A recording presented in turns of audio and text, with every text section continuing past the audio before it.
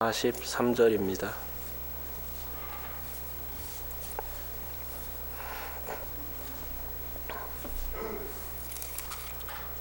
우리 한 목소리로 39절부터 43절까지 읽도록 하겠습니다. 읽겠습니다. 시작. 달린 행악자 중 하나는 비방하여 이르되 내가 그리스도가 아니냐 너와 우리를 구원하라 하되 하나는 그 사람을 꾸짖어 이르되 내가 동일한 정죄를 받고서도 하나님을 두려워하지 아니하느냐 우리는 우리가 행한 일에 상당히 보응을 받는 것이니 이에 당연하거니와 이 사람이 행한 것은 옳지 않은 것이 없느니라 하고 이르되 예수여 당신의 나라에 임하실 때에 나를 기억하소서 하니 예수께서 이르시되 내가 진실로 내게 이르노니 오늘 내가 나와 함께 낙원에 있으리라 하시니라. 아멘.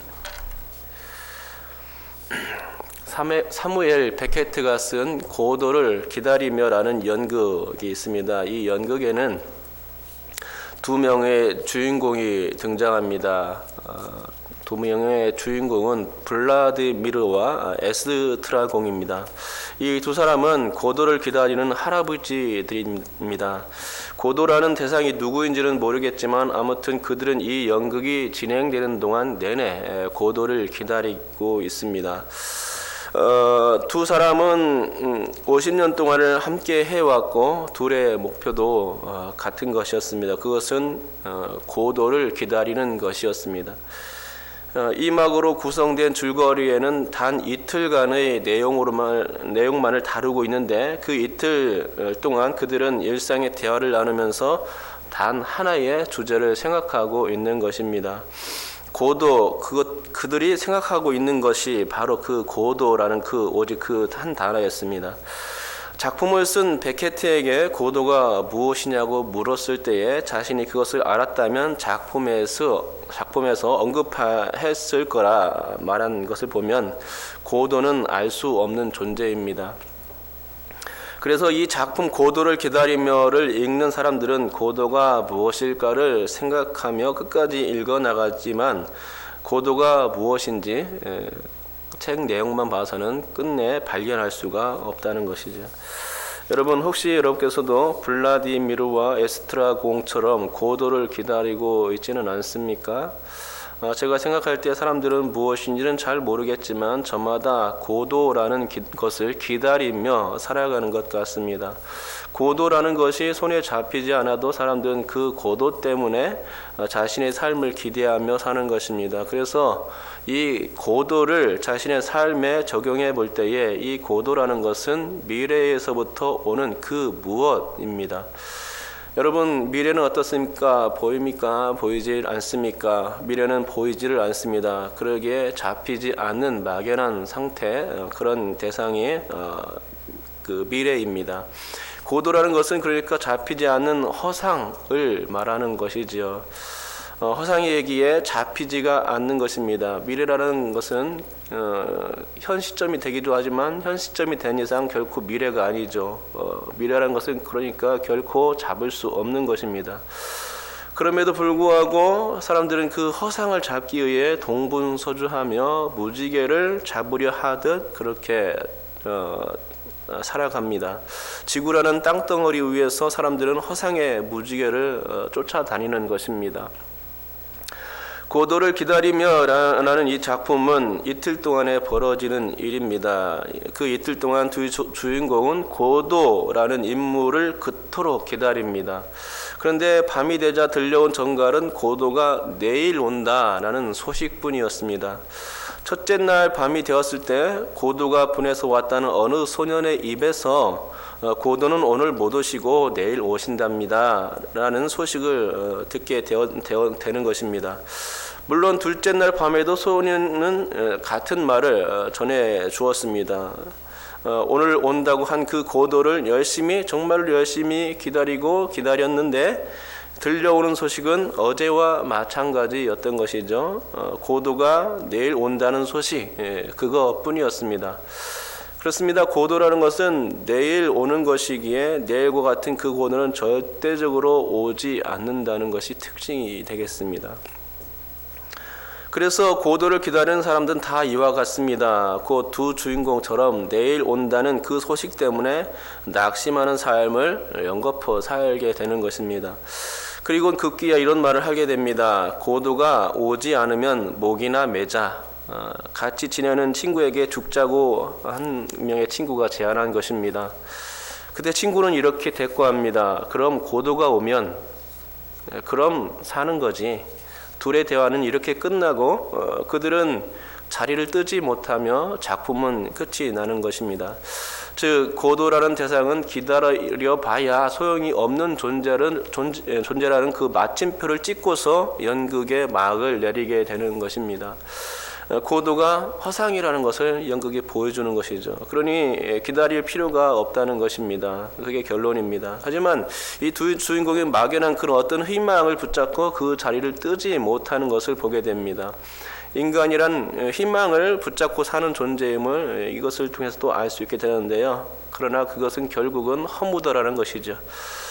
여러분, 우리는 2000년 동안이나 메시아를 기다려왔습니다. 그러나 메시아는 오시지 않고 있습니다. 성경은 메시아가 곧 오신다고 말씀하는데 현실은 그 메시아가 오지 않고 있는 것입니다. 어쩌면 고도를 기다리고 있는 것이 그리스도인인 것 같습니다. 내일이면 메시아가 오신다는 소식에 정말 기쁜 마음으로 내일을 기다리지만 내일이 되면 번번이 오시지 않는 그 메시아 때문에 낙심을 경험해야 하는 것입니다. 하지만 우리는 여전히 기다립니다. 언제까지 기다립니까? 메시아가 올 때까지 기다립니다. 여러분, 그러면 이런 낙심에도 불구하고 메시아는 과연 오십니까? 결국 이것이 믿음이죠. 우리는 막연한 믿음을 믿는 것입니다. 믿음이란 그렇게 보이지 않고 또 잡히지 않는 어떤 대상을 믿는 것이기에 그저 믿음만을 가지고 나간 뿐입니다. 그러나 정말로 메시아가 오지 않는 것이라면 우리의 그 믿음은 모든 것이 다 헛것이 되고 말 것이겠죠. 신약 시대의 사람들이 그랬습니다. 유대인들은 메시아를 그토록 기다렸습니다. 하루 이틀 메시아를 기다린 것이 아닙니다. 몇백 년, 몇천 년 동안 메시아를 기다려 왔습니다. 그런데 번번이 메시아는 오시지 않더라는 것입니다. 하지만 그렇게 오시지 않던 메시아가 2000년 전 신약 시대에 오신 것입니다. 그런데 사람들이 그렇게 오신 메시아를 과연 알아봤을까요? 알아보지 못했다는 것이죠. 사람들은 고도를 기다리는 심정으로 메시아를 기다려 왔겠지만 정작 메시아가 왔음에도 불구하고 그 메시아를 알아보지 못했습니다. 그리고 자신들의 손으로 정말 몇천 년 만에 오신 그 메시아를 처형대에 올려버린 것입니다. 고도가 오지 않으면 목이나 매자가 아니라 고도가 왔으니까 이제 그 고도를 처형시키자 했던 것입니다. 여러분, 저는 메시아는 오지 않을 것이다 라는 이야기를 하는 것이 아니죠. 또 메시아를 기다리는 것은 허상의 믿음이다, 이런 이야기를 하려는 것도 아닙니다. 물론 메시아는 마음속에나 있는 허구적 존재라는 말을 하려는 것도 아닙니다. 제가 이런 얘기를 하면 저는 기독교 신앙이 아닙니다. 기독교 신앙처럼 둔갑한 어떤 이단아일 겁니다. 하지만 그런 이야기가 아니니 좀 안심하시기 바라고요. 제가 얘기하고자 하는 바는 메시아는 그렇게 세상이 말하는 것처럼 허구적 존재가 아니라는 것입니다. 메시아가 헛개비 같은 존재라면 우리의 믿음은 쓰레기 같은 것이 될 것입니다. 아무 쓰잘데기 없어 쓰레기통에 처박아만 두어야 할 그런 믿음이 되는 것입니다. 여러분, 고도를 기다리며 해서는 고도가 오지 않는 것으로 끝날지 모르겠지만 메시아는 반드시 현실로 오시는 분이십니다. 오실 것입니다. 그것이 제가 얘기하고픈 이야기이죠. 오늘 본문의 한 강도는 그것을 알았습니다. 당시 예수의 십자가형 틀 주변에는 무수한 사람들이 있었습니다. 하지만 거기에 있는 대부분의 사람들은 믿음이 없는 사람들 뿐이었습니다. 그들은 모두 다 사무엘 베케트의 믿음을 가지고 있었다고 해야 할 것입니다. 작가는 고도가 절대로 오지 않는다는 관념하에서 고도를 기다리며라는 작품을 쓴 것이죠. 그렇듯이 예수의 십자가 주변에 모인 모든 대부분의 사람들은 메시아가 내일 올 거라는 막연한 믿음 내지는 무신론적 신앙만 가지고 있었다는 말이죠. 그 누구도 오늘 메시아가 나를 찾아와서 구원의 선물을 베풀어 줄 거라는 기대를 하지 않았습니다. 모두들 설마했다는 거죠. 하지만 그 많은 사람들이 그렇게 생각하던 중에 단 한 사람만은 그런 예외였습니다. 예수님과 같이 십자가에 달린 좌우편 강도 중에 한 명이 바로 그 주인공이었습니다. 여러분, 예수님과 함께 십자가에 달린 한 강도는 정말 특이했습니다. 예수님 좌우편의 강도 둘이 나란히 십자가에 매달렸을 때 그 중 한 강도는 예수님을 힐난했지만 다른 한 강도는 그렇게 하지 않았다는 말입니다. 오늘 본문에서는 강도를 행악자라고 표현하고 있죠. 39절에 보니 행악자 중에 한 명이 말합니다. 내가 그리스도가 아니냐? 너와 우리를 구원하라. 어디서 많이 듣던 말입니다. 이 말은 군인들이 예수를 희롱하면서 던진 말이기도 합니다. 그런데 그런 말을 죄를 지어 지금 형벌 중에 있는 행악자가 동일하게 반복해내고 있는 것입니다. 똑같이 십자가에 달려 죽어가면서도 동병상련할 마음은 없고 비난할 여력은 남아 있었던 것입니다. 기가 막힌 그의 말에 예수께서 대꾸할 필요는 전혀 없으셨습니다. 묵묵부답이었습니다. 하지만 그때 그의 말을 받아치면서 제지한 사람이 있었으니 반대편에 달린 행악자였습니다. 정말 그런 특이한 강도였습니다. 그는 이렇게 말했습니다. 우리는 행한 일에 상당한 보응을 받는 것이 당연하다. 하지만 이 사람이 행한 것은 옳지 않은 것이 없다. 이런 말을 했죠. 정말 대단하지 않습니까? 이런 소리는 이를 하는 걸 보니 그가 예수를 언제 알았을지 매우 궁금해지는 대목입니다. 십자가에서 고통당하면서 할 말이 아니었던 것입니다.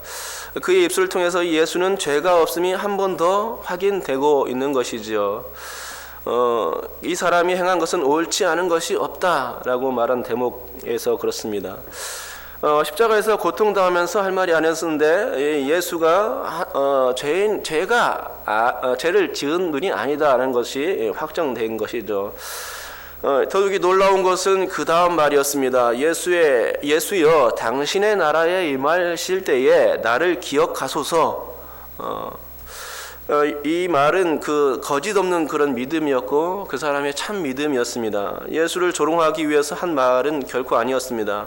예수를 떠보기 위해서 건드린 말도 결코 아니었습니다. 평소에 예수님을 어떻게 생각하고 있었는지는 잘 모르겠지만 그의 마음은 진심이었던 것입니다. 정말로 예수님이 메시아이심을 고백한 말이었습니다. 그러기에 당신이 나라에 임할 때에 나를 기억해달라고 말한 것입니다. 내가 비록 죄를 지은 행악자이고 또 비참하게 죽고 있지만 내 영혼만큼은 저 천국에 가서 평안을 누리고 싶다는 그런 간절한 호소가 또 바람이 그 말씀 가운데 담겨져 있었던 것입니다. 예수가 그걸 해줄 수 있다는 그런 믿음이 그에게 있었던 것입니다. 그러니 그는 특이한 사람이 아닐 수 없었던 것입니다.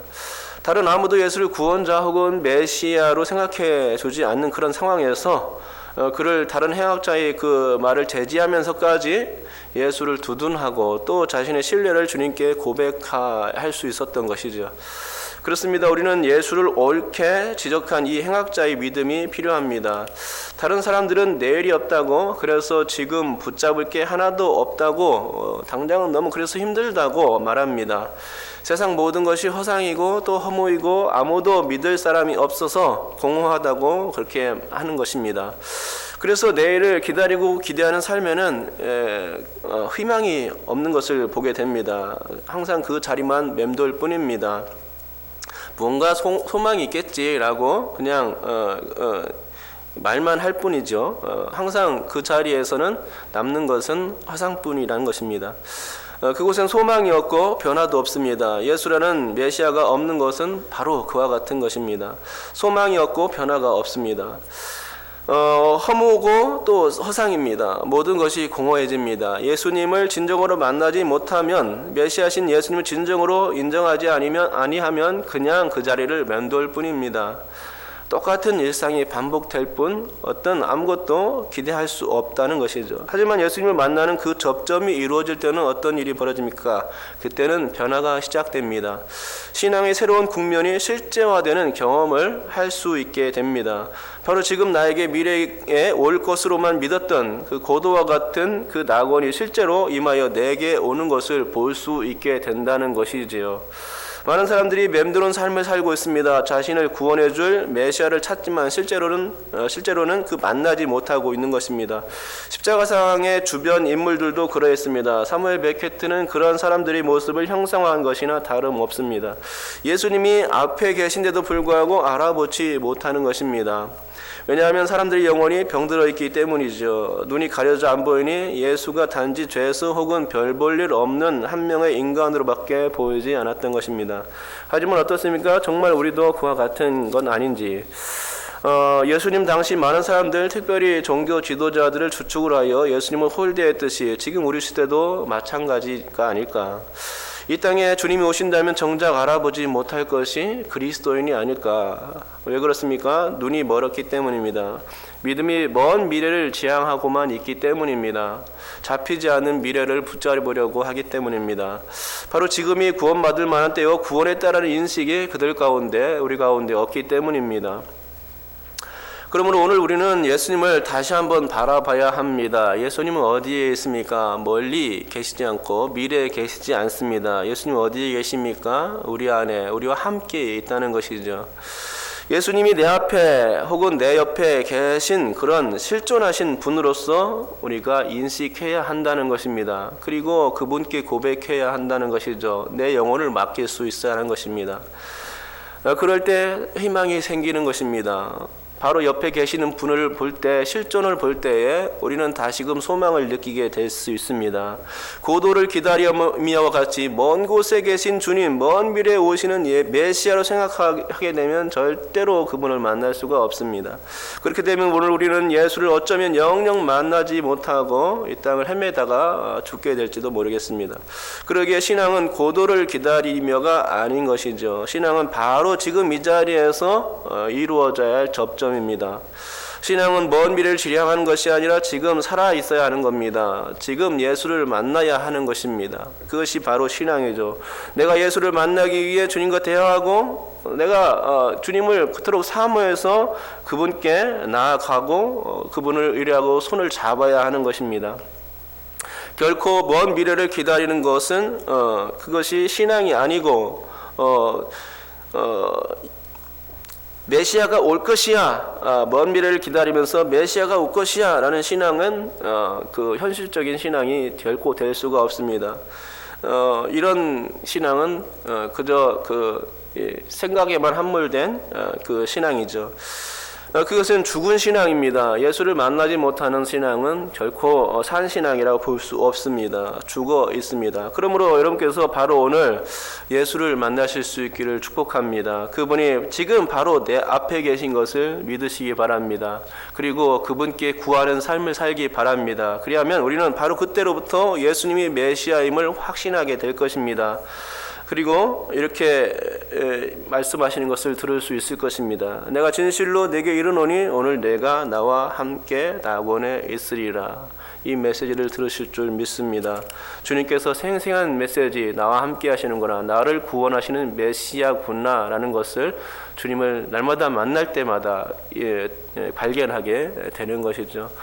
살아계신 예수님, 그 예수님을 믿으시고 붙잡고 나아가시 바랍니다. 먼 미래에 오실 예수님이 아니라 내 마음속에 또 내 앞에 현존에 계신 그 예수님을 붙잡기 바랍니다. 그리하면 우리 가운데 소망이 있을 줄 믿습니다. 기도하겠습니다.